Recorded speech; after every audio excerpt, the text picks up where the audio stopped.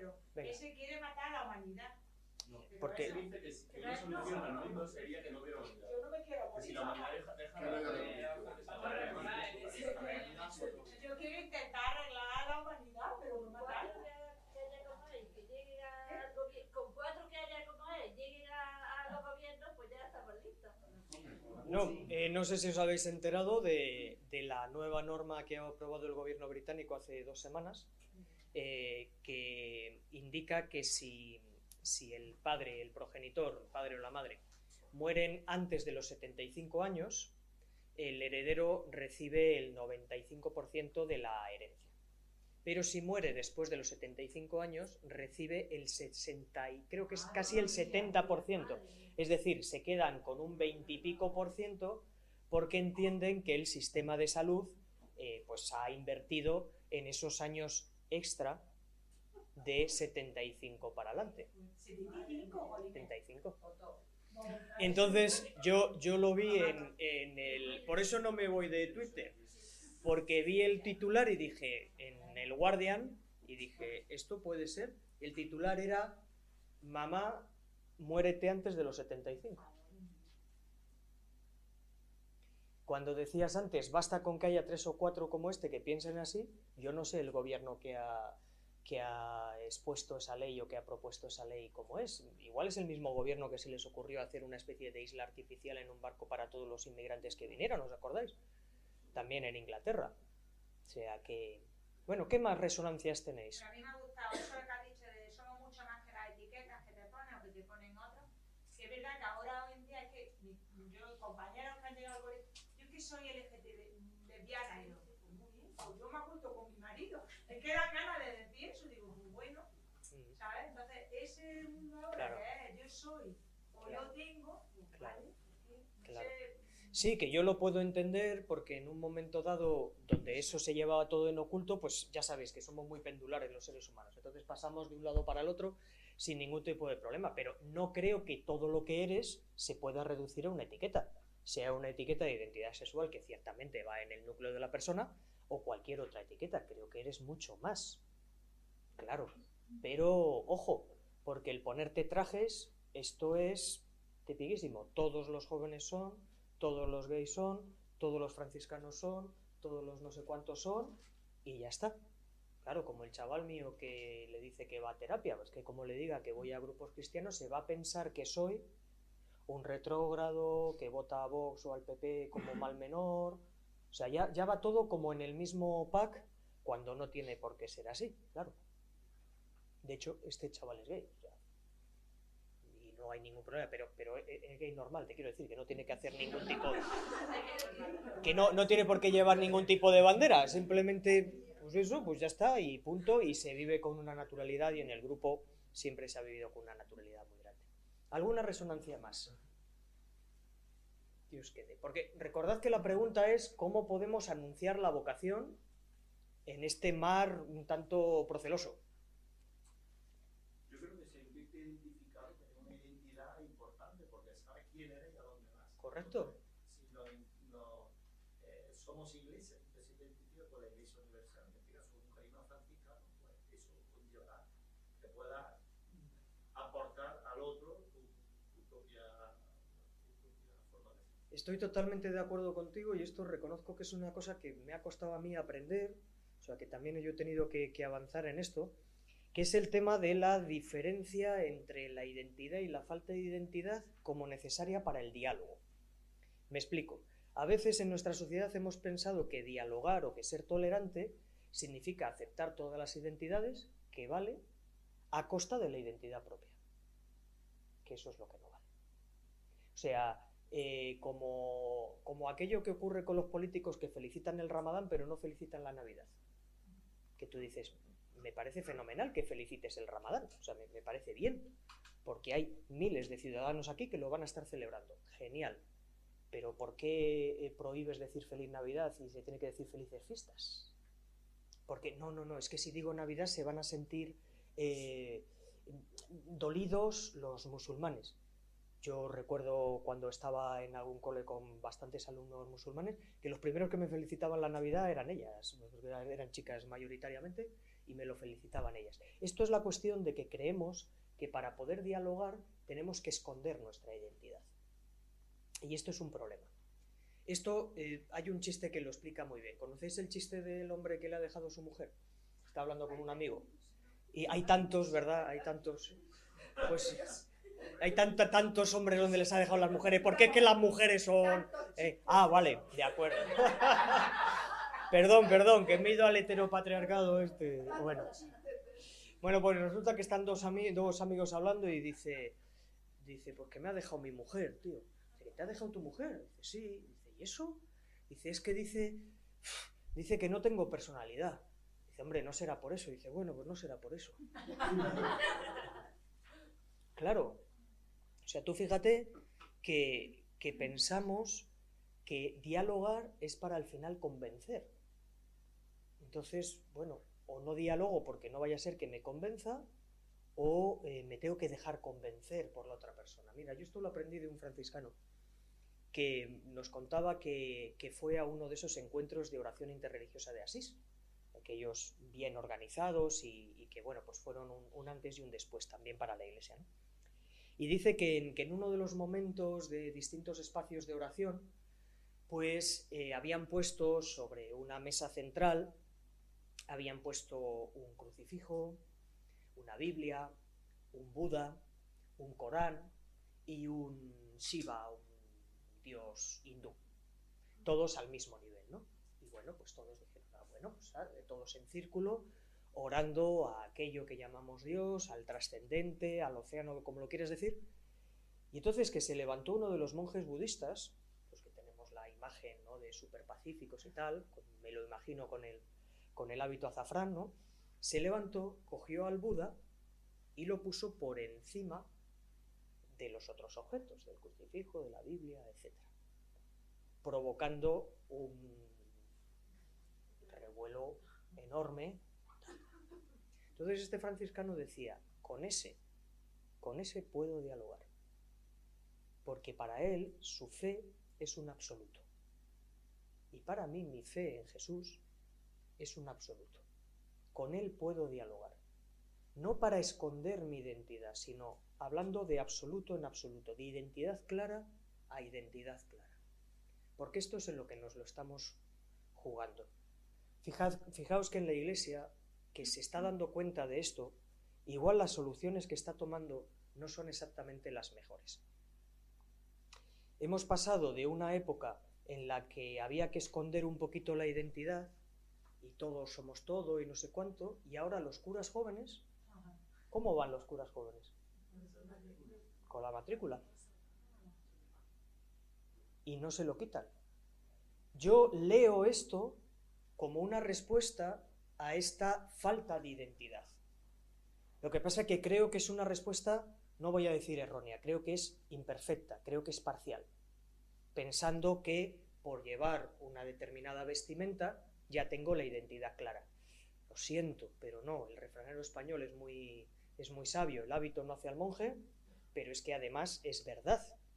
Incluso lo que puede ser en un ámbito concreto, en un espacio concreto, una buena mediación, porque ayude a un buen diálogo y a una identificación, esa misma mediación en otro contexto y en otro ámbito provoca todo lo contrario. Provoca una separación muy grande, separación que siempre me ha hecho gracia que la religión de la alegría, de la vida y de la resurrección, sus ministros vayan de negro. Pero en la India está, es el color de la seriedad es el blanco, y allí ir de negro está muy bien. En el contexto es totalmente distinto. Yo cuando estaba en la India, además que estaba en el sur de la India, hacía un calor terrible, el día fresco que tuvimos, hubo 46 grados, pues luego vine con el termostato cambiado, que me preguntaba alguno, ¿pero tienes frío siendo del norte? Digo, yo vine de la India con el termostato ya cambiado, ya tengo frío siempre. Y allí yo usaba el hábito todos los días, el hábito nuestro, que es feucho, quieres que te diga, que se hizo expresamente para ser feo. Se hizo para, en 1600 53, cuando empezamos, se cogió el traje de los agricultores de la zona de la Champaña francesa, de la zona alrededor de Reims, de donde luego sale el champán, y se cogió el traje de los agricultores, se le puso el babero de la gente que estaba al servicio de la sociedad, jueces, pastores, tal, y ya está. Y entonces, dice, los hermanos causaban risa cuando iban con el hábito, es que estaba hecho para eso. Bueno, no muy diferente al hábito franciscano en su origen, ¿no? Pues los harapos de la gente pobre y humilde, ¿no? En la India el hábito para mí era una mediación fantástica. Aquí más bien provoca lo contrario. En las JMJ, por ejemplo, que hablaba con alguno, aquí hay algún superviviente de las JMJ de Lisboa, yo también sobreviví al campo da Grasa, sobreviví a la salida de ese campo, no tenía yo claro haberme llevado de vuelta a España a todos los que entramos, la verdad, luego gracias a Dios sí, pues en la JMJ, por ejemplo, en la feria vocacional, que había enorme, yo estuve todos los días en la feria vocacional allí pendiente, ¿no? Y allí nos pusimos el hábito los hermanos y era una mediación muy buena. Pues la gente se acercaba, oye, pues ¿qué sois? Tal cual, hablabas, tenías la oportunidad y no sé cuánto. En otro cualquier ámbito, pues no lo es. El problema es cuando una mediación lo tratamos como un fin. Cuando una cosa que es un medio y que puede ser discutible como cualquier otro medio, lo tratamos como un fin. Claro, a mí eso también a veces me pasa. Tengo muchos amigos sacerdotes y algunos de ellos jóvenes y a mí me duele, no sé si alguna vez os ha pasado, aquí tenéis la suerte de tener una comunidad de franciscanos, etcétera, pero nosotros que no somos sacerdotes, cuando tenemos que buscar algún sacerdote para alguna de nuestras celebraciones y tal, nos las vemos y nos las deseamos. Y alguno de los hermanos dice, es mejor que vayas a uno de 65 para arriba, que es el que se va a saber adaptar a los niños y nos va a dejar cambiar la primera lectura, herejía, o nos va a dejar hacer la plegaria eucarística dialogada, compartida, porque los otros, pues no. Pero al final, en mi opinión, es una cuestión de identidad que en un mare magnum de identidades como las que hemos visto en esa maraña enorme, dices, no, yo marco mi identidad por la forma de vestir. Bueno, no eres el único. Entre las tribus juveniles también se ven claramente por la forma de vestir. Bueno, ahora no pienses que eres más santo por llevar una vestimenta u otra, ¿eh? De hecho, a los cristianos, ¿cómo era esto? Hay un libro gordo que tenemos en casa, la Biblia, que tiene libros dentro, ¿sabes? En realidad es que son muchos libros, 73 o así. Y entonces hay uno que se llama Hechos de los Apóstoles, que dice que cómo descubrían a quienes eran cristianos, ¿verdad? Y ahí pone claramente que los descubrían por la forma de vestir, no, por... Y decían, mirad cómo se ama. Oye. Ahora, ese amor puede ser de muchas maneras, ¿no? ¿Por qué tenemos tantos problemas vocacionales y por qué tenemos crisis vocacional? Bueno, yo a veces me pregunto si tenemos crisis vocacional o tenemos crisis identitaria. Igual están relacionadas unas cosas con la otra. Pero desde luego, de lo que sí tenemos crisis es una crisis de concepto. Fijaros si tenemos crisis de concepto, que ya ha habido dos compañeras, sin relación entre ellas, voy a decir, que han dicho claramente, pero ¿de qué vocación me estás hablando? Y yo, ¿os habéis fijado con qué habilidad he salido del paso sin contestar? Claro, porque sé que estaba tocando ese tema. Tenemos un problema de modelo conceptual de qué estamos hablando cuando hablamos de vocación. Porque tradicionalmente en nuestra iglesia hemos hablado de vocación, que es algo que solo tienen algunos. Cuando yo hice la tesina sobre esto, como cogí pues toda la bibliografía que pude y a veces pasaba por las comunidades y tenían algún libro vocacional de los años 70, 80, digo, bueno, pues me lo voy a llevar para ver qué tal fue la evolución de esto. Recuerdo un libro que incluso te decía el porcentaje de personas vocacionadas, en torno al 14%. Así que entre los que estamos aquí tenéis vocación 5 o 6. Levantáis la mano, por favor, los que sí. Porque ese libro lo decía un libro. Bueno, no lo decía un youtuber, no está de tanta importancia, pero solo algunos tienen vocación. Y además, lo de la vocación es lo de los curas y las monjas. Cura, monja, punto. Los hermanos ni nos entienden, porque dices, un religioso laical, ay, Me dijo una vez una alumna, tú fíjate, qué atrevida ella, en teología, digo, bueno, yo soy el hermano Jorge, tal, os voy a dar esta asignatura, patatín, patatán, y me dice, padre, padre. Digo, no, que no soy padre, yo soy hermano. Ay, ¿y por qué le has negado ese don a la iglesia? Joder, no era yo consciente de haberle negado yo ningún don, pero ¿y tú por qué piensas eso? Y claro, en su idea está como que bueno, que lo de hermano pues que es un paso previo y que te has quedado a mitad de camino, ¿no? En nuestro caso no, somos una institución totalmente de hermanos. Incluso, llámame loco, pero igual la vida religiosa surgió solo de hermanos y hermanas. Y esto es muy gracioso porque a veces hablando con gente de iglesia te dice, entonces vosotros ¿qué sois? ¿Porque no sois curas? No somos curas. Y entonces la mejor conclusión a la que llegan, sois como las monjas pero en hombre. Digo, sí. Tal cual. Venga, siguiente pregunta, porque nos vamos a enfrascar aquí en un tema. Pero mira, vocación es lo de los curas y las monjas. Así que aquí tenemos vocación.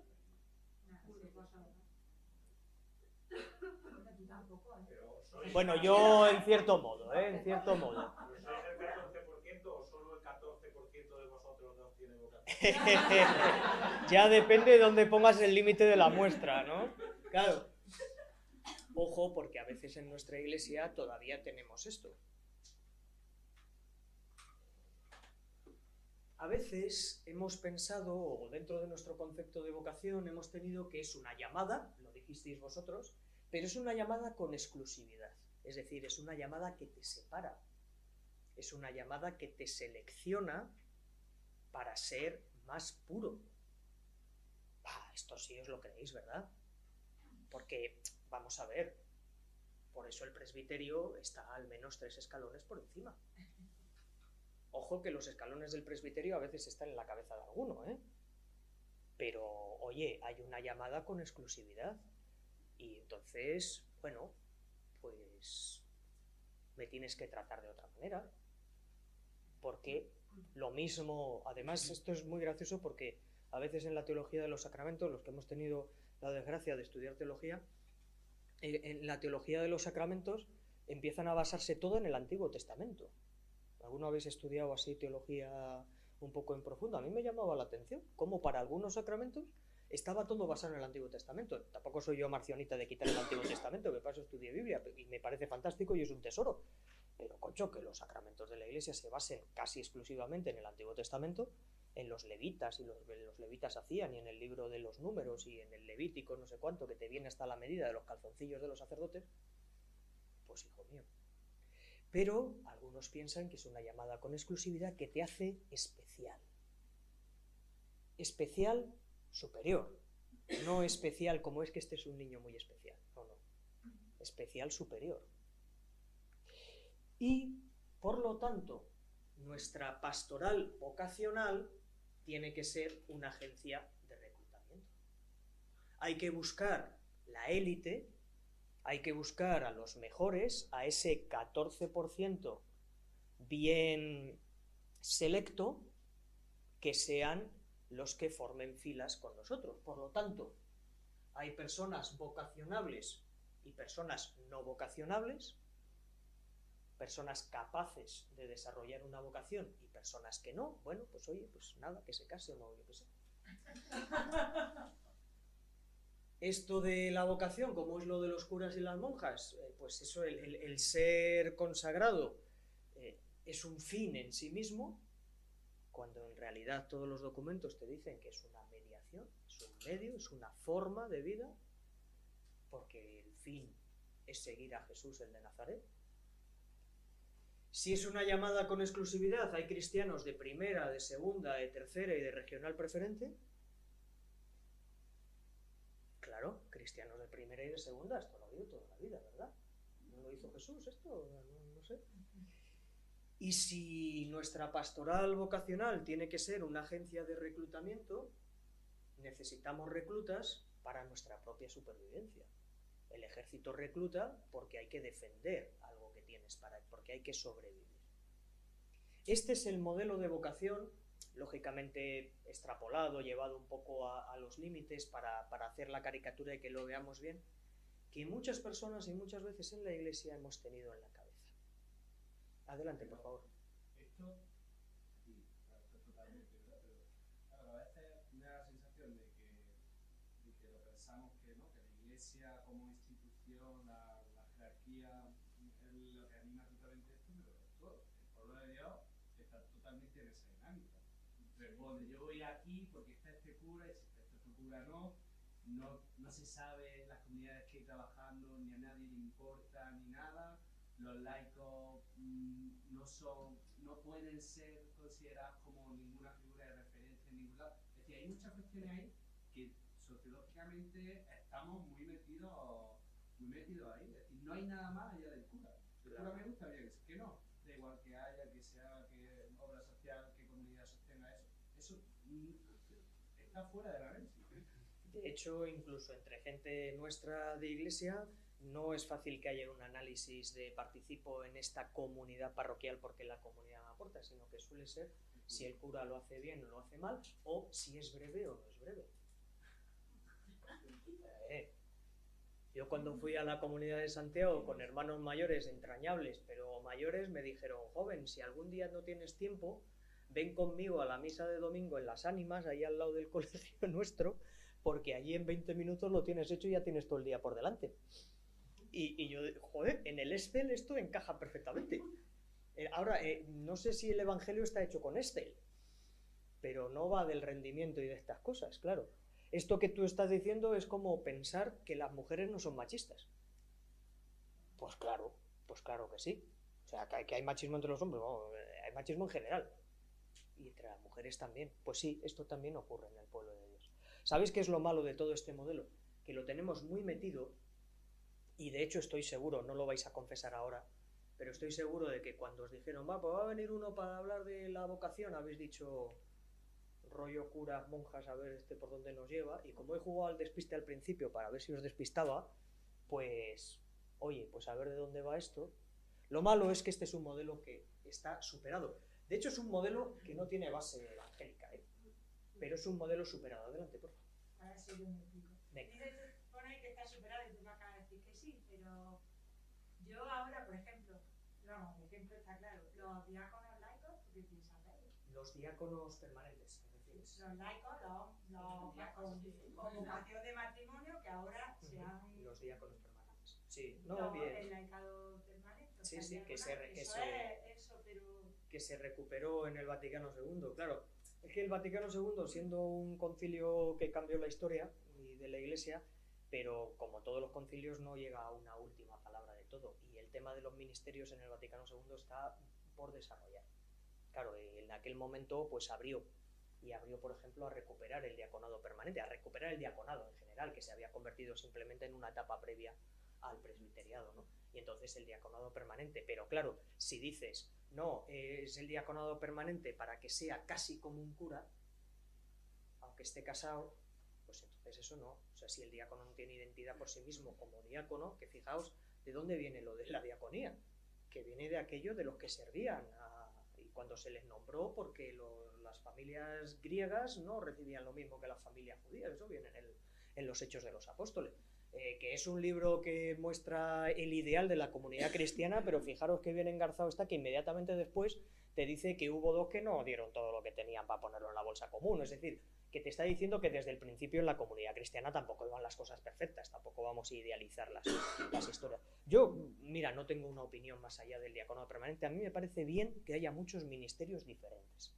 Yo del diaconado permanente, la única experiencia que tengo es un compañero de teología que estaba estudiando conmigo para ser diácono permanente, y era un señor de 57, 58 años, que trabajaba en Educa Borràs, en los de la fábrica de los puzzles, y tal, nos regalaba puzzles en Navidad, y un tío majísimo, y que él, su compromiso con la iglesia, pues veía que tenía que pasar por el diaconado, se le aprobó, hizo la formación, fue ordenado diácono, allí sigue de diácono, está casado, tiene sus hijos, y fenomenalmente. Claro, aquí entramos en otro tema muy resbaladizo que dices, oye, si has dicho que en los Hechos de los Apóstoles y en los primeros siglos de la Iglesia esto era así, en los Hechos de los Apóstoles se habla de diaconisas, al menos las hijas de Felipe, con nombre. Y entonces, ¿por qué no hay diaconisas ahora? También te digo que si abriésemos, esta es mi opinión personal completamente subjetiva, pero si abriésemos el sacerdocio a la mujer para crear otra casta clerical más, estaríamos haciendo un flaco favor a todo.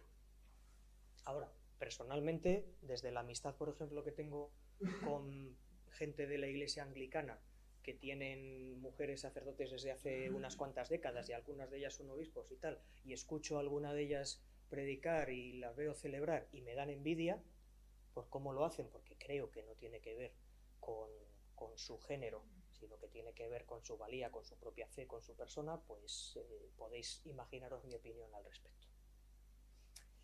Este modelo, aunque lo tengamos muy metido, debemos darnos cuenta de que debe ser un modelo superado. Pero debe ser un modelo superado, aunque solo sea porque es un fracaso de modelo, ¿eh? Adelante, por favor. Yo creo que esto nosotros tenemos que idea porque también ha sido que, o sea, las peticiones se dice, porque surjan vocaciones. O, de hecho, nosotros mismos pensamos que hacen falta vocaciones, pero tú que sabes que Dios, en plan, ¿cómo sabes lo que hace falta para Dios, no? Que igual no hacen falta, bueno, yo qué sé. No hacen falta vocaciones de especial consagración, o quizás. Sea, claro, pero que Claro. Al final es la idea que nosotros tenemos porque también es que dentro de la propia liturgia, dentro de las propias peticiones, que yo supongo que redacta la iglesia, se redactan de manera que también parezca un reclutamiento, una llamada exclusiva y tal. O sea, que al final es algo que viene también de parte de... Estoy totalmente de acuerdo y hay un ejemplo muy claro para entender a esto. El máximo castigo que se le puede imponer a un sacerdote según el Código de Derecho Canónico es la reducción al estado laical. Ojo, pero es así. Reducción al estado laical, es así, ¿eh? Eso es Código de Derecho Canónico. Os lo digo con conocimiento de causa. Fijaos, ¿eh? Porque es que la frase ya te lo ha dicho todo. Reducción al estado laical. Y eso sigue redactado así, tal cual. Desde 1983, y ahora se está aplicando mucho más de lo que se aplicaba antes, porque todo el libro sexto del Código de Derecho Canónico, que son las sanciones penales, la verdad es que llevaban sin hacerse muchísimos años, y ahora por el tema de los abusos, pues está, y entonces se dice, no, ha sido, dice, ya no es cura, y dice, ves la sentencia y dice, ha sido reducido al estado laical. No hay más preguntas, señorías, sobre efectivamente lo que has dicho, de que esto está ahí. Pero fijaros cómo esto se mete en el vocabulario del todo y siempre se dicen en el mismo orden las cosas. Los obispos, presbíteros y diáconos y el resto del pueblo de Dios. El resto. Claro. La imagen piramidal de la Iglesia, la imagen de sociedad perfecta, la imagen de que unos pocos son los elegidos, esa está muy metida y no es evangélica. No viene de Jesús. No creo yo que Jesús hablase de pirámides. Igual cuando estuvo de niño en Egipto sí, pero no creo yo que hablase de pirámides. Así que tenemos un problema. Pero aunque solo fuera porque esto es un fracaso, deberíamos tirarlo. Oye, esta foto yo pensaba que eras tú.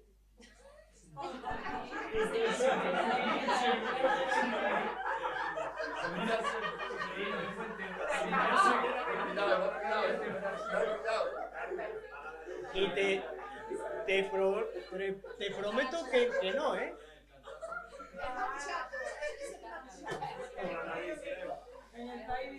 Ahí está, en el mar Cantábrico. Mirad, no lo he hecho con el ChatGPT, de verdad que es auténtica hasta donde puede ser auténtica algo que encuentres por internet. Pero lo que a mí me gustó de esta imagen es que al verla digo, mira, a ver si es que toda nuestra pastoral vocacional, todas estas peticiones y todas estas cosas que hacemos, las hacemos en realidad para buscar el pez más gordo. O sea, para triunfar en esto, para buscar esa élite, ese porcentaje pequeño, porque muchos son los llamados y pocos los elegidos. Fijaos que mal leemos el Evangelio. Pero ahí está, y entonces tenemos que trabajar, tenemos que esforzarnos, esto depende de nosotros, tenemos que buscar el mérito, la élite. Esto incluso de buena fe se lo escucho a algunos hermanos mayores y me dicen, hombre, ya que has venido con el colegio tienes que hablar con no sé quién de primero de bachillerato. Digo, ¿por qué? Dice, Porque es un chaval muy majo y yo creo que puede ser un buen hermano. Vale, ¿y por qué lo crees? Porque es muy raro. Sí, sí, los que llevamos ya unos cuantos años en el tema del acompañamiento vocacional, cuando nos juntamos en Confer, nos ponemos a hablar del perfil de la gente que llama a nuestra puerta pensando en una vocación de hermano, de jesuita, de lo que sea. Esto sobre todo con el de los jesuitas lo he hablado muchas veces, y dice, bueno, ¿cuál es el número de gente extraña que llama a la puerta? Y es un porcentaje grande, porque a veces son gente que no ha encajado en ninguna cosa y entonces busca encajar. O te vienen con una serie de cuestiones que esto, igual si no estáis metidos en el acompañamiento vocacional, os van a llamar mucho la atención. Pero yo recibo cada 2 meses a un Mesías. Sí, alguien que llama a nuestra puerta diciendo, es que vengo porque sé que estáis en crisis vocacional y entonces voy a entrar para salvar a la congregación.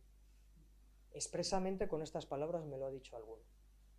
Uno en concreto, que era portugués, bueno, era de Angola, pero estaba en Portugal y tal, ese me dijo, sentí la llamada de hablar con mi párroco para ver cuál era mi vocación, digo, vale, y le pregunté a mi párroco cuál había sido la congregación que más efectivos había perdido en los últimos años por crisis vocacional, por la crisis de fe que afecta a los religiosos. Me dijo que eran los de La Salle, entonces aquí estoy, para revitalizar esta congregación. Digo, hombre, muchas gracias, siempre hemos necesitado un Mesías para crucificarlo. Pues este perfil te lo encuentras. O gente buena, porque no o sea, sin juicio, pero son gente, muchas de las personas que llaman a nosotros a través de internet o de un teléfono vocacional o alguna cosa de esas, son tíos que son de mi edad, ya tienen 43, 44, 45 años, no han encontrado su lugar en el mundo, no tienen nada, alguno de ellos pues porque no ha tenido la oportunidad de tener un lugar en el mundo, algunos porque igual me están cuidando a sus padres. O sea, te quiero decir que sin juicio por parte de la persona, pero te dicen, ahora qué voy a hacer con mi vida, voy a buscar una seguridad. Y además me vais a aceptar porque estáis en crisis. De alguna manera te lo dicen, porque claro, yo en eso soy muy tajante.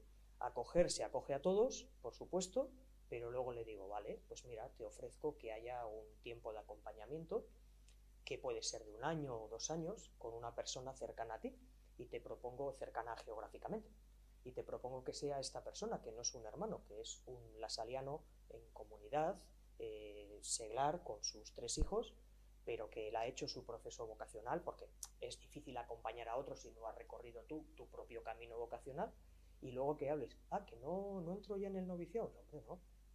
Esto es un camino muy largo. Nosotros tenemos una formación muy larga. No hacemos la profesión perpetua hasta 10, 11, 12 años después de haber entrado, como los jesuitas. Y creo que esta es una sabiduría de la Iglesia, no ir a las cosas rápidas. Y eso que a mí, si me hubieran dejado el primer año de postulantado, yo hubiera hecho la profesión perpetua. Afortunadamente no me dejaron. Afortunadamente me dijeron, no. Y unos cuantos años de votos temporales, anuales, para cada año tener la oportunidad de volver a decir si esto es para ti o esto no es para ti. Pues ese perfil de Mesías te lo encuentras. Y ese perfil de gente, pues igual un poco extraña. Claro, cuando le digo, no entras ya en la casa de formación, mira, hay un proceso de acompañamiento, hay un proceso de esto.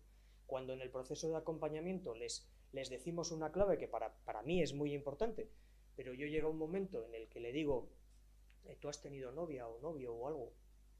No. Pues es bueno que lo tengas antes de entrar en el convento.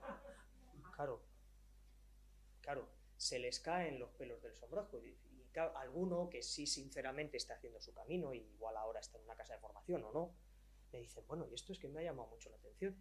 Y, hombre, es que yo creo que no puede ser un buen hermano alguien que no pueda ser un buen padre de familia, o alguien que no pueda ser un buen soltero comprometido con lo que sea, o un buen lo que quieras. Es decir, yo no quiero a alguien dentro de mi congregación que solo pueda ser esto, porque ya tenemos suficientes rarezas dentro, no quiero más, que ya tenemos suficientes, No, mira, tú dentro de que tienes muchas posibilidades, es decir, ten una relación con una persona, eres capaz de abrirte a una persona, eres capaz de dar, de donarte a una persona, eres capaz de vivir en pareja que implica que ya no tienes la autonomía esa que tanto buscamos y no sé cuánto, porque cuando creas lazos pierdes autonomía para ganar duonomía o como lo quieras llamar para caminar juntos? Ah, claro. No, porque yo no quiero un tío tan independiente, que es lo que les pasa a veces a la gente que viene con más de 40 años, claro, que llevo ya unos cuantos años de independiente, claro, vienes a una comunidad y dices, es que tengo que dar yo aquí razones de lo que gasto, de lo que compro, de lo que no sé cuánto, no sé qué, claro. A ver si te piensas que el otro compañero, que el otro profesor que vive con su pareja también puede gastar lo que quiera. O si os llega vuestro marido o vuestra mujer y os dice, pues, ¿qué has hecho esta tarde? Pues nada, he comprado un coche y ya está. Y dices, ¿pero qué es esto? O sea, si tenemos que hacer un gasto, tendremos que hacerlo juntos, ¿no? O sea, tendremos que decidir si esto es, o sea, viviremos juntos. Yo no quiero a nadie dentro de mi congregación que no sea capaz de vivir con otra persona. Incluso que no sea capaz, mira, ¿qué quieres que te diga? De enamorarte en algún momento, de perder la cabeza del todo, de hacer 4 o 5 gilipolleces y después gilipolleces de estas del amor, de estas de los gusanillos aquí, ¿sabes? Y después decir, pero mira, sabiendo que esto es genial y es muy bueno, escojo este otro camino que también es genial y es muy bueno, porque ese es el discernimiento cristiano y por eso es tan difícil. Porque no es escoger entre el no y el sí, entre el bien y el mal, sino entre un bien y otro bien. ¿Cuál es el bien tuyo? Así que esto no tiene que ver con un mérito y una élite y por lo tanto no tiene que ver con ver la vocación como un fin en sí mismo. Yo era tan inocente cuando hice los primeros votos que yo pensaba que aquel día ya se me iban a quitar todas las dudas. Yo que tenía mis dudas, lógicamente, decía, bueno, pero cuando ya haga los votos, por gracia santificante, se me van a quitar las dudas. Oye, pues no sé por qué, pero a mí no me ha pasado. Sigo teniendo dudas. De hecho, la fe resulta que no tiene que ver con la certeza fuera de toda duda, sino con navegar entre las dudas. Sí, ganando en certezas, pero ¿cuántas certezas tenemos? 1, 2, 3. Voy a decir 3, que es muy bíblico. 3. Claro. ¿Me vas a decir que eso es solo para los que entran en una casa de formación de vida religiosa o entran en el seminario? ¿No será que todo esto que hemos estado haciendo durante años y no nos damos cuenta nos lleva a grandes edificios vacíos? Y a veces, lo mismo que los brotes verdes o la desaceleración progresiva o no sé cuánto, no sé qué, a esos grandes noviciados vacíos lo hemos llamado casa de espiritualidad y nos quedamos tan anchos. Y no nos damos cuenta de que ciertamente es una casa de formación años 70 que se ha quedado vacía. ¿Alguno habéis estado en Vitoria? No sé cómo será el seminario aquí en Granada, no lo conozco, pero es que el de Vitoria es acojonante. Es enorme. Y es que es moderno. Se terminó de construir en 1984. Y es inmenso, enorme, con 100.000 habitaciones. Y cuando lo ves dices, ¿y esto? Dice, bueno, es que se hizo en la época en la que pensaban que iba a haber vacas gordas. ¿Y ahora qué es? No, es parte es un hotel, parte es una casa de espiritualidad, parte es no sé cuánto, no sé qué. Ese modelo de vocación es un fracaso total. Es un fracaso. Ya era un fracaso antes, ¿eh? Lo que pasa es que no nos dábamos cuenta porque estábamos obnubilados por los números. Es un fracaso ese intentar buscar ese mérito, esa élite, esa vocación como un fin. Y tenemos que ayudar a la Iglesia a liberarse también en nuestro vocabulario, en nuestras oraciones, etcétera, de ese tipo de cosas. Por supuesto que yo quiero que haya más franciscanos, por supuesto, y que haya más hermanos, y que haya más monjas de la caridad, y lo que quieras. O sea, a mí me encantaría que hubiera 100.000 millones más y me encantaría que nuestro noviciado estuviera lleno. Y trabajo, para que eso lo sea. Pero no creo que ese sea el único fin. Cuando hablamos de cultura vocacional, hablamos de ayudar a todo el mundo, a todos, a encontrar cuál es su lugar en el proyecto del reino de Dios. Sabiendo que hay un lugar para cada uno, que lo tiene guardado Jesús, para cada uno. Sí, sí. No con una predestinación calvinista de no puedes salirte de esto, no. Estoy hablando de aquello que dice Jesús, dice, en la casa de mi padre hay muchas moradas, hay muchas habitaciones. Tradicionalmente hemos considerado la vocación en 3 categorías: categoría A, primera división, presbiteriado; categoría B, segunda división, vida religiosa; y luego están los demás, los de alevines, benjamines, estos, bueno, los que hacen lo que buenamente pueden, los que mejor casarte que quemarte. Bueno, pues el resto, en Laos, el pueblo, y de ahí viene lo de laico. Pues tenemos un problema. Tenemos un problema porque desde siempre la Iglesia fue mayoritariamente laica. Porque Jesús era sacerdote, ¿no? Podría haberlo sido. Sí, bueno, pues quizás podría haberlo sido. Bueno, no sé si era de la tribu de Leví, bueno, era del linaje de David, ¿no? Pero bueno, podría haberlo sido, o al menos ser levita, o al menos ser maestro de la ley, de los que en el camino de Jerusalén a Jericó pasaron de largo, de esos. Y no lo era. Así que si actuamos con unos porcentajes tan pequeños y pensamos que solo es para alguno y no para todos, entonces estamos fracasando estrepitosamente. Esto de la cultura vocacional no es ninguna cosa nueva. En realidad esto viene desde hace mucho tiempo, y así propiamente con este nombre, pues es de 1993, que así lo dijo Juan Pablo II.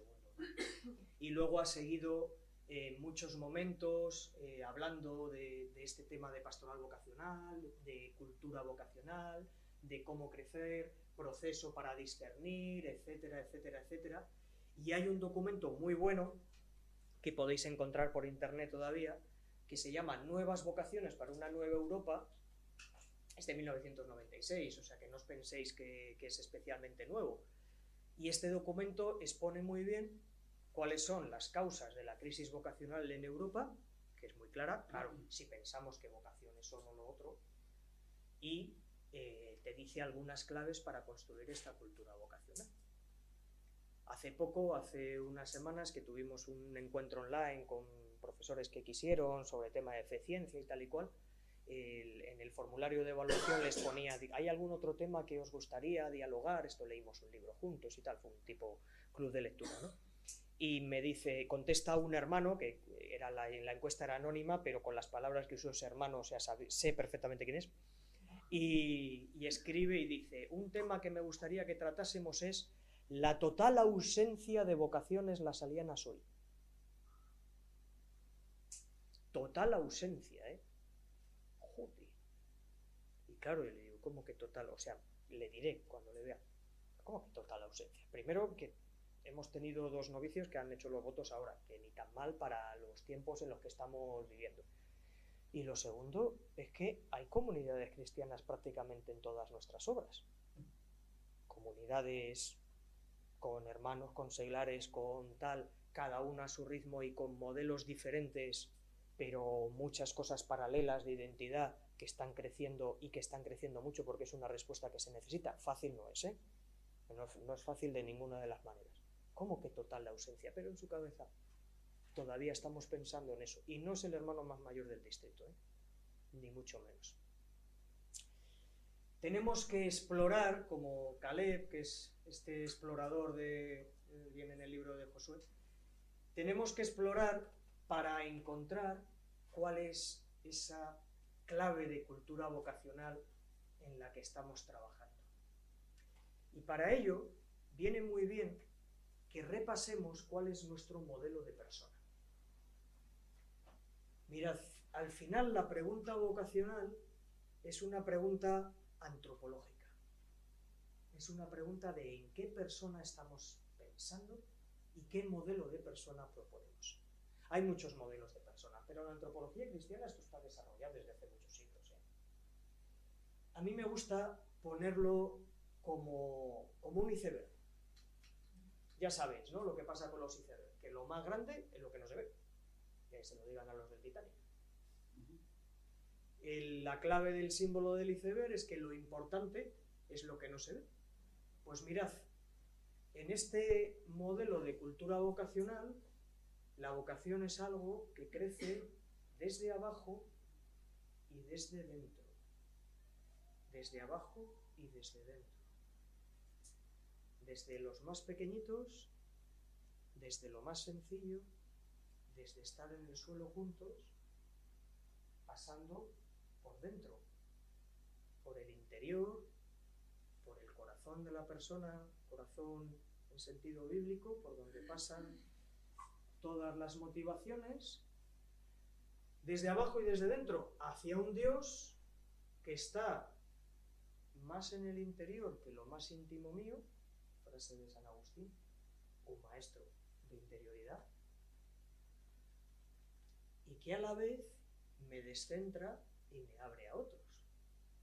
Porque una tentación de nuestro tiempo es el yo, mi, me, conmigo, y estar siempre practicando el yoísmo.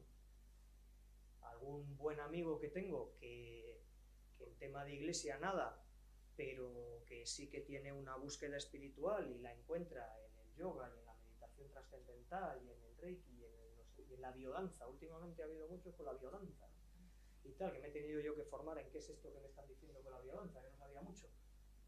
Y al final veo que es un yo, mi, me, conmigo, de qué bien estoy aquí, céntrate en el momento presente, que está muy bien. Estate a gusto contigo mismo, hombre, pues bien. Ten amor propio, vale, valórate tú como persona, pero ojo, que el modelo cristiano no es ese, de yo, mi, me, conmigo. Si entramos en nuestro interior, no es para practicar el yoísmo, sino para descentrarte, arremangarte e ir a los otros.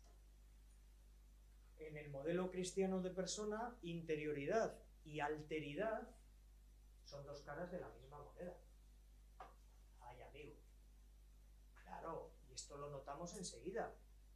Y llamamos con todas las letras hipócrita a aquel que va a la iglesia y se da golpes en el pecho y luego es un capullo en su trabajo. O no mira ni siquiera al que está en la puerta, o pasa de largo ante la situación de un hombre que bajaba a Jerusalén a Jericó y allí fue asaltado, ¿no?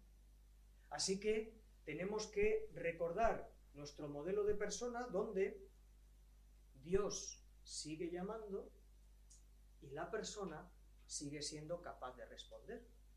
No vaya a ser que esa desesperanza que a veces tenemos al ver nuestros grandes edificios vacíos, en realidad sea un síntoma de falta de fe. Porque ¿desde cuándo nos ha prometido Dios grandes números? ¿Desde cuándo nos ha prometido el éxito? ¿Dónde viene aquello? O sea, ¿qué hablaba Jesús como los de Mr. Wonderful? Si lo deseas con todo tu corazón, tendrás éxito. Es muy peligrosa la New Age esta que tenemos de la autoayuda y no sé cuánto, no sé qué. ¿Os habéis fijado cómo se nos meten estos mensajes de si lo deseas, y pones al lado una foto de Paulo Coelho y ya en internet ya triunfa el asunto, ¿no? Si lo deseas con todas tus fuerzas, el universo conspirará contigo para conseguirlo. El alquimista, Paulo Coelho. Un libro bonito, peligrosillo, pero bonito, ¿no?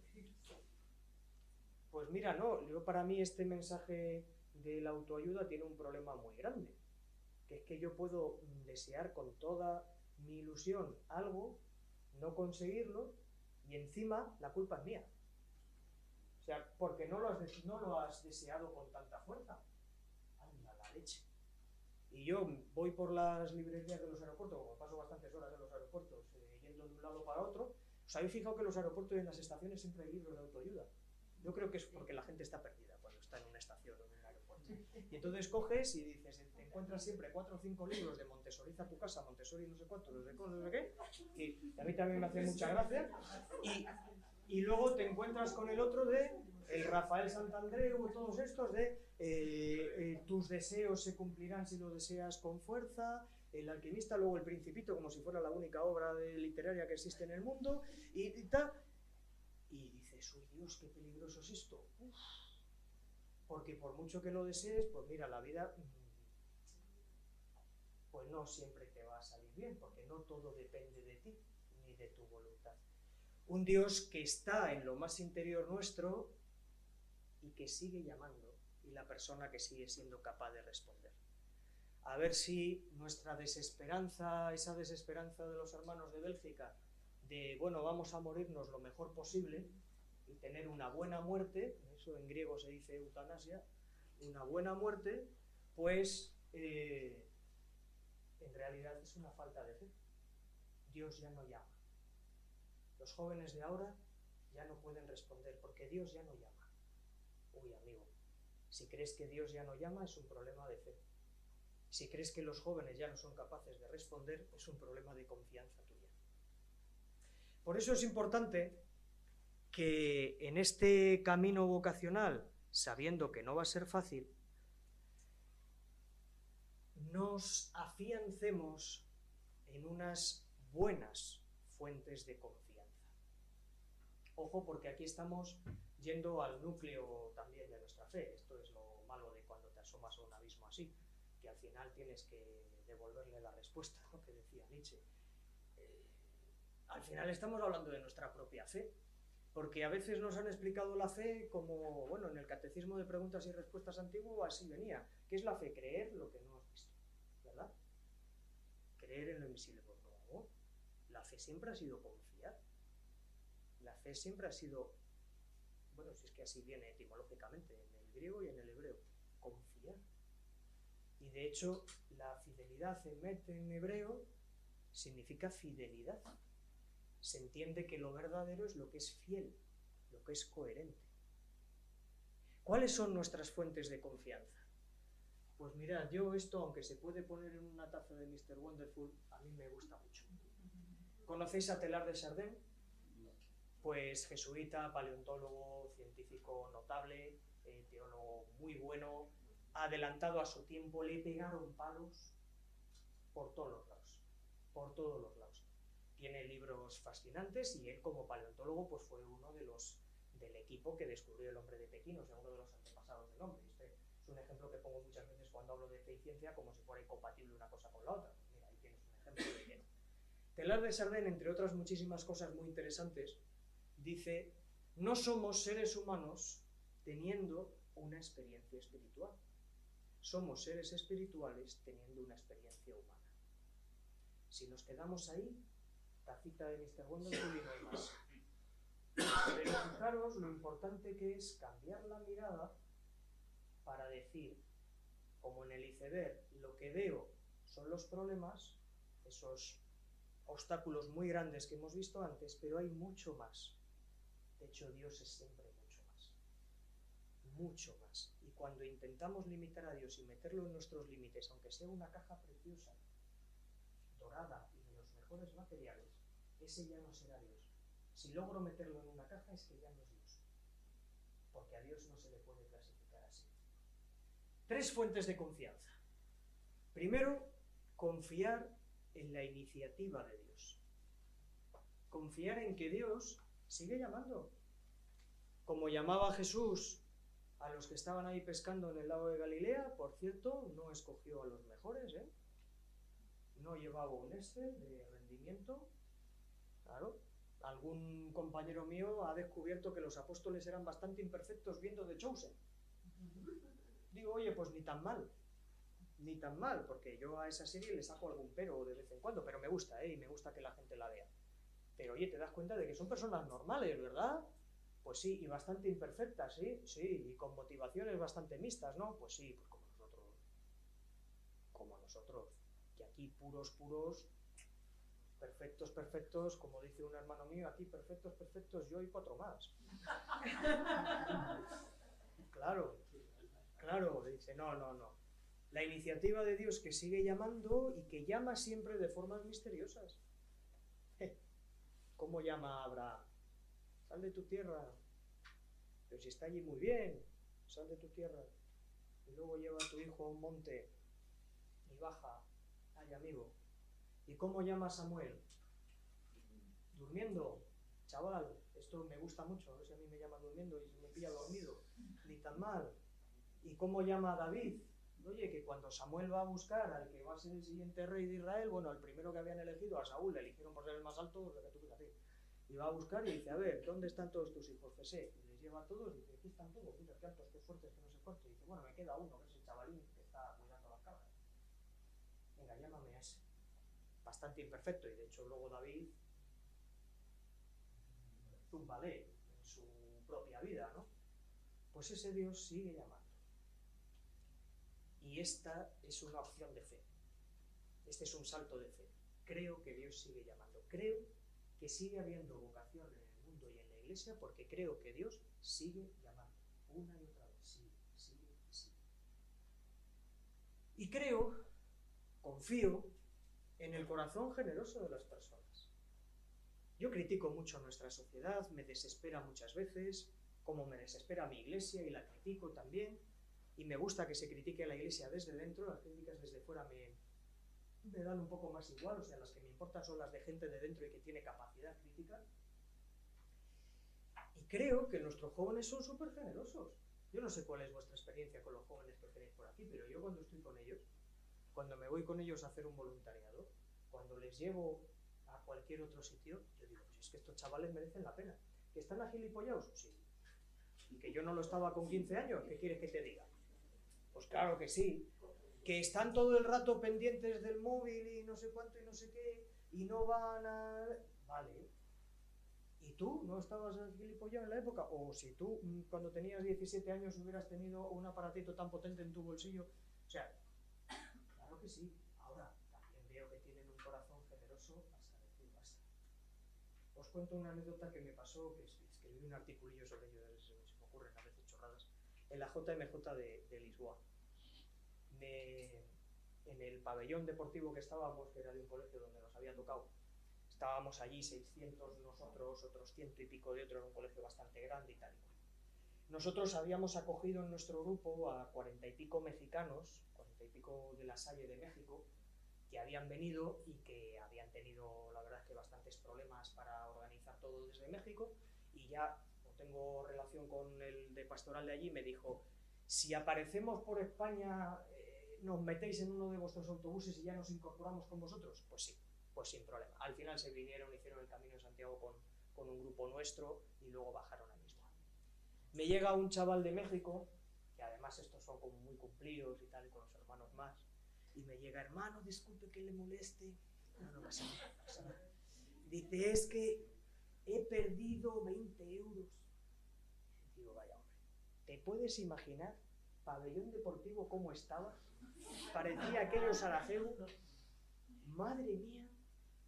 Y dice que has perdido 20 euros. Y yo lo primero que pensé es, me cago en la mar, pobre chaval, se viene desde México, primera vez en su vida, igual la única que está aquí en Europa, que está aquí en Lisboa, y yo diciendo que has perdido 20 euros, me cago en la mar, espera, tengo aquí en la mochila, toma, no vaya a ser que justo no puedas comprarte el recuerdo que quieres, la camiseta que, yo qué sé. Dice, no, que quería decírselo por si alguien le da 20 euros, que es que son míos.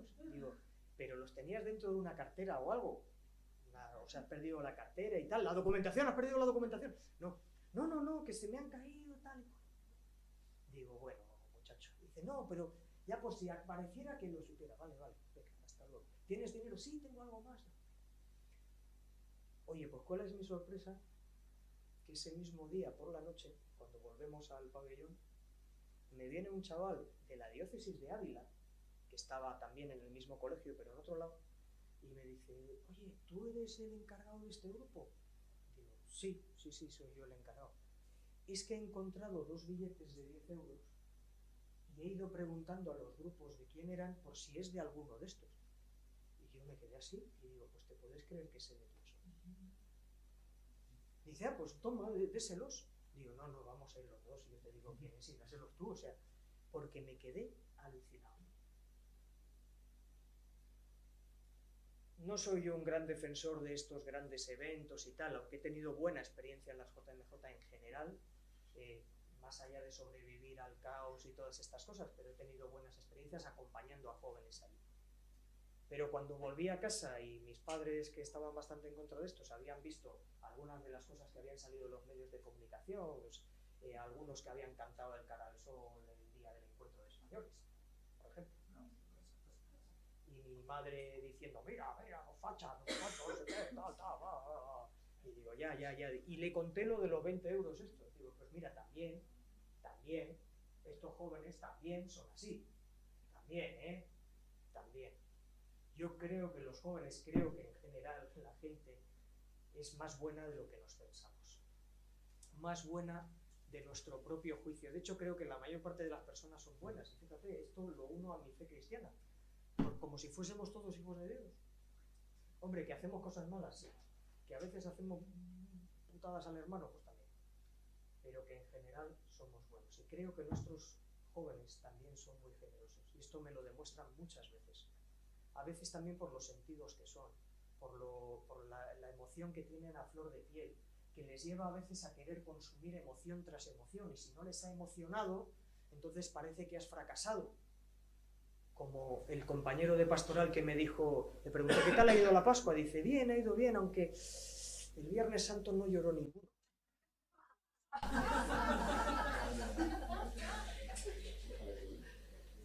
Ríete, pero a veces...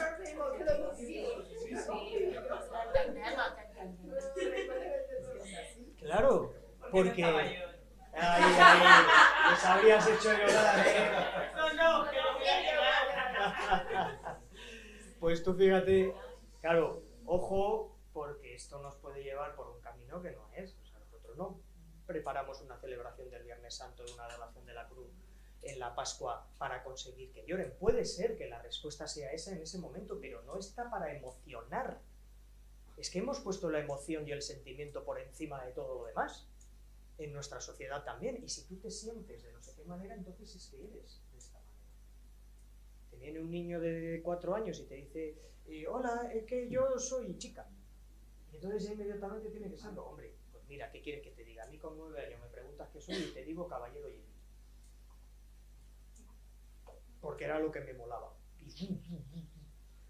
¿Lo eres? No, me encantaría serlo. Sí, a día de hoy bien, pero hombre, entonces, pues no pasa nada, pues ya lo que sea, no pasa nada. No tenemos que hacer para que se emocionen, sino para que sigan creciendo, para que sigan encontrándose con Jesús. Y la única prueba no puede ser si han llorado. Y esto a veces los chavales míos me dicen, no, yo es que voy a Hakuna porque ahí sí que siento algo. Me parece muy bien que sientas, me parece muy bien, pero espero que no te quedes solo en el sentimiento.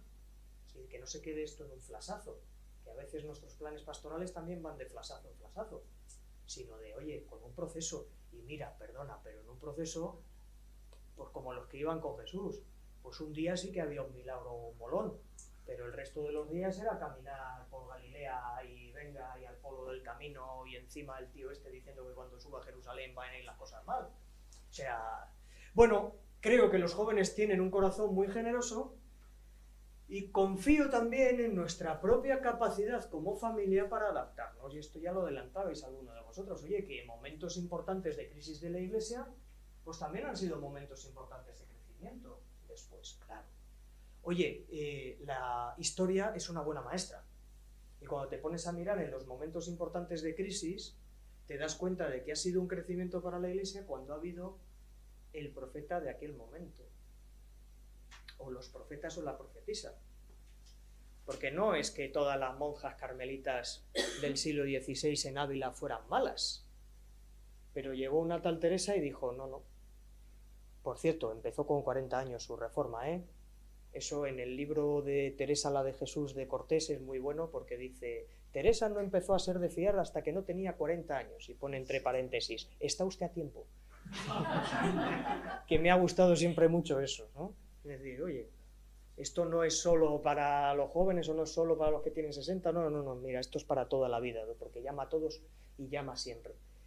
La Iglesia ha sido capaz de adaptarse, gracias a Dios.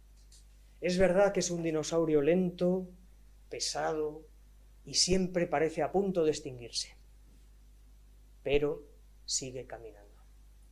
Y afortunadamente nuestra Iglesia, por más que nos desespere, no es la misma que se encontró Francisco en el siglo XIII. No es la misma que se encontraron algunos de los grandes fundadores, profetas, San Ignacio de Loyola en el XVI. No es la misma que llegó al Vaticano II. Y no va a ser la misma dentro de 10 años.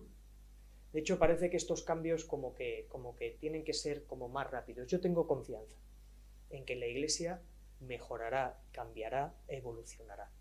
Tampoco soy de los que creo que tiene que hacer una connivencia total con el mundo, y si el mundo dice no sé cuánto, entonces no, espera, que los ritmos, los tiempos son diferentes, la evolución es diferente, y tenemos que hacer esta capacidad para adaptarnos con fidelidad creativa.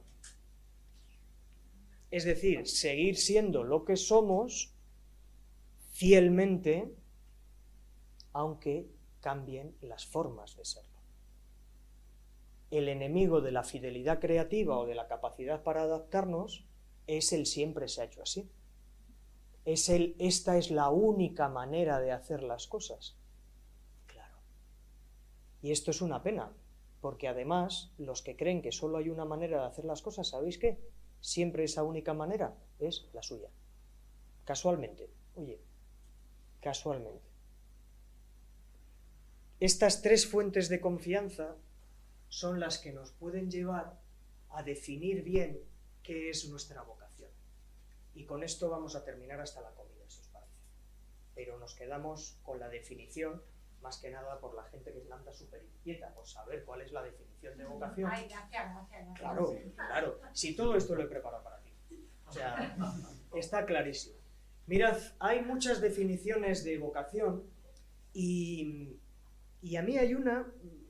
Todas más o menos terminan diciendo lo mismo, lo que pasa es que ya sabéis, hay a veces pues un vocabulario un poco más así y tal. A mí me gusta mucho una que viene, que la he tomado casi tal cual, de los libros de Luigi Maria Rula.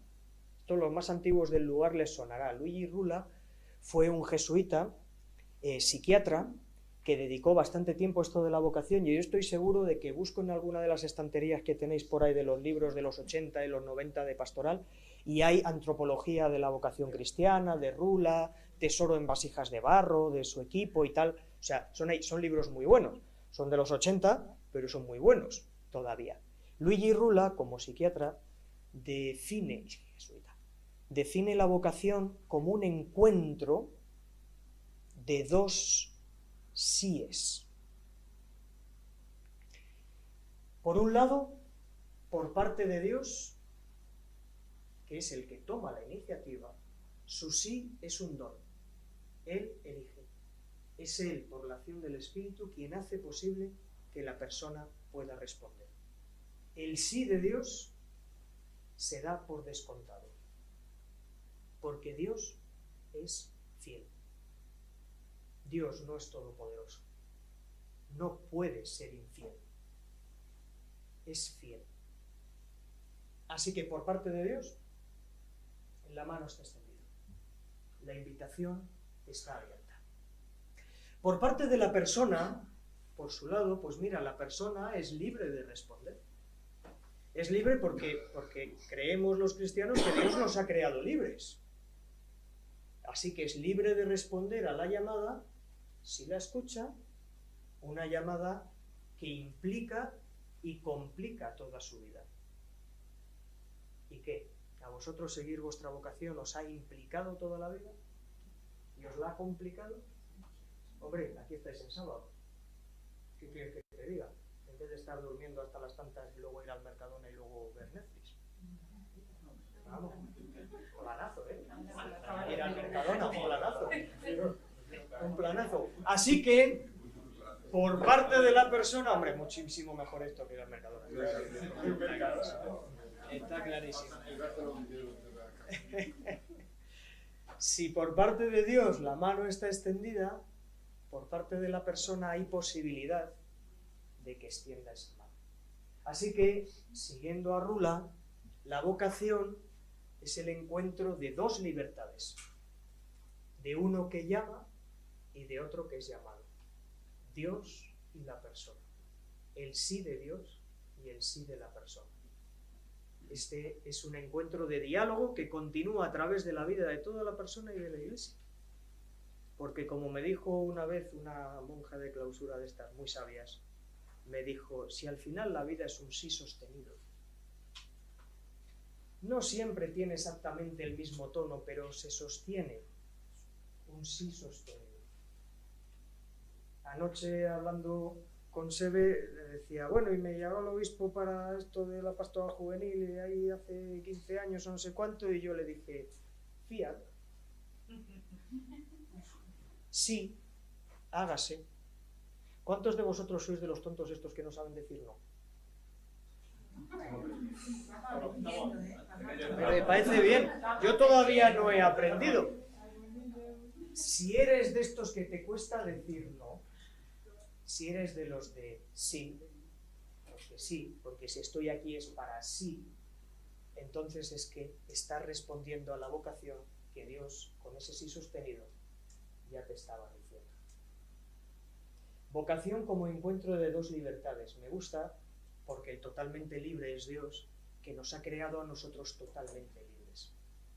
Y esto cambia nuestra forma de pensar la vocación, porque fijaros que en ningún momento se habla de la forma de vida concreta, si es en la vida religiosa, en la vida sacerdotal, en la vida laical y tal, sino que puede haber 1000 caminos, porque ya te digo yo que para escuchar la llamada de Dios y para responder libremente se puede hacer de formas muy diferentes.